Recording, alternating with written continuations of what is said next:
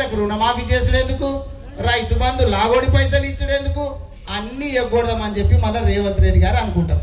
అందుకని మీరు చేయాల్సింది ఏంటంటే ఇప్పుడు ఏం ఎలక్షన్లు వచ్చినా కానీ గులాబీ పార్టీని గెలిపిస్తేనే మనకు కేసీఆర్ సార్ ముఖ్యమంత్రి కావాల.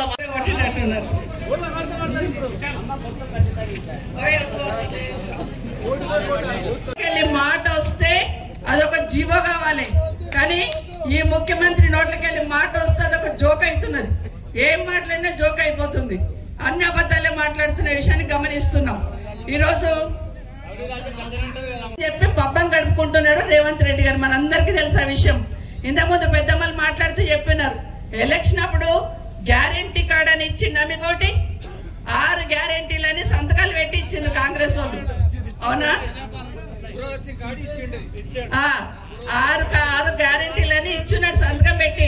అందులో ఏం చెప్పిండు, 2000 పెన్షన్ ఇప్పుడు తీసుకుంటే 2000, ఎలక్షన్ అయినాక తీసుకుంటే 4000 అన్నాడు. వచ్చిన ఎవరికైనా రాలే. అత్తలకి ఎందుకు ఇవ్వాలి? మామకు కూడా ఇస్తాము, మరి పెద్దమ్మకు ఒక్కదానికి ఎందుకు? పెద్ద ఆయనకు ముసలైనకు కూడా ఇస్తాం, ముసలాయనకి ఇస్తాం, ముసలమ్మకి ఇద్దాం, 2 తల్లిదండ్రులకి ఇద్దాం, 4000 అన్నాడు. వచ్చినాయా? ఒక్క కొత్త పెన్షన్ రాలే ఇప్పటిదాకా. 14 నెలలు అయింది ఈ ప్రభుత్వం వచ్చి, 14 నెలలు అవుతుంది. రేవంత్ రెడ్డి ఏమంటుండంటే మొత్తం రుణమాఫీ చేసిన, నేను 2 లక్షల లోపల ఉన్న రుణమాఫీ ఏది ఉందో మొత్తం చేసిన అని ఢిల్లీలో పోయి చెప్తున్నాడు. మొన్న ఏమని చెప్తున్నాడంటే తెలంగాణలో మా రాష్ట్రంలో మేము ఇచ్చినట్టు ప్రతి రైతుకు ఏదైతే మాట ఇచ్చినామో అందరికి 2 లక్షల రుణమాఫీ చేసినాం అంటుండు.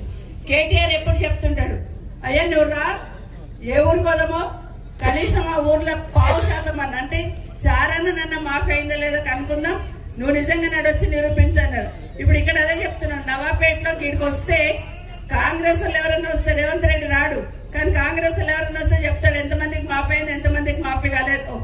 చారాన మాఫీ అయితే బారాన ప్రచారం చేసుకున్నాడు ముఖ్యమంత్రి గారు. ఢిల్లీకి పోయి చెప్పొచ్చిండు, ఇంకో దగ్గరికి పోయి కూడా చెప్పొచ్చిండు మాఫీ అయిందని. మహారాష్ట్రకు పోయి చెప్పొచ్చిండు, ఏడవోదాడు చెప్తున్నాడు, కానీ అందరు వింటున్నారు. ముఖ్యమంత్రి గారు రేవంత్ రెడ్డి గారు అప్పు మాఫీ చేయాలంటే ఎన్ని కావాలని బ్యాంక్ వాళ్ళని అడిగిండు. ఎన్ని పైసలు ఉన్నాయి, ఎంతమంది రైతులు అప్పు తీసుకున్నారంటే 41,000 కోట్లు కావాలని చెప్పారు బ్యాంక్ వాళ్ళు. గంతేనా? 41,000 కదా, నేను ఒక్క నెల కడుపు కట్టుకుంటే చాలు 41,000 వస్తాయి అన్నాడు. సరే వస్తాయేమో ఇస్తాడేమో అనుకున్నాం. మళ్ళా వారం రోజుల తర్వాత మీటింగ్ పెట్టుకొని 41,000 గా తీసేయండి తక్కువ చేయండి అని 31,000 తెచ్చిండు. మళ్ళా 49,000 వెళ్ళి 31,000 తెచ్చిండు. సరే 31,000 పెడతాడేమని కేబినెట్ లో తీర్మానం చేసిండ్రు. తీర్మానం చేస్తున్నారు 31,000 అప్పులు మాఫీ చేస్తాడేమంటే ఆఖరికి 25,000కు వచ్చిండు. సరే 25,000 కోట్లన్నా మాఫీ చేస్తాడేమంటే అసెంబ్లీలో 25,000 కోట్లు పెట్టి ఎన్ని మాఫీ చేసిండు? 18,000 కోట్లు మాఫీ చేసిండు. ఎక్కడ 49,000 కోట్లు, ఎక్కడ 18,000 కోట్లు? అంటే చారాన మందికి ఇచ్చి బారాన మంది ఏడుస్తుంటే అయిపోయింది, మేము మాఫీ అయిపోయింది, ఎవరైనా రుణమాఫీ చేస్తుంటే వాళ్ళని తీసుకుపోయి కూర్చుని పెట్టుడు. కాబట్టి ఓటుతోటి కొట్టాలి. మనం కొట్టాలంటే ఓటుతోటే కొట్టాల.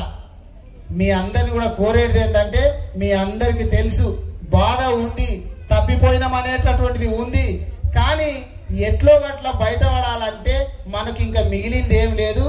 ఏం ఎలక్షన్లు వచ్చినా కానీ బీఆర్ఎస్ పార్టీ అంటే గులాబీ కండులను మళ్ళా ఎగిరేస్తేనే కేసీఆర్ సార్ ముఖ్యమంత్రి అవుతారు. కాబట్టి మీరందరు యాద పెట్టుకొని ఆ పని చేయాలని చెప్పి కోరుకుంటున్నా. సెలవు తీసుకుంటున్నా.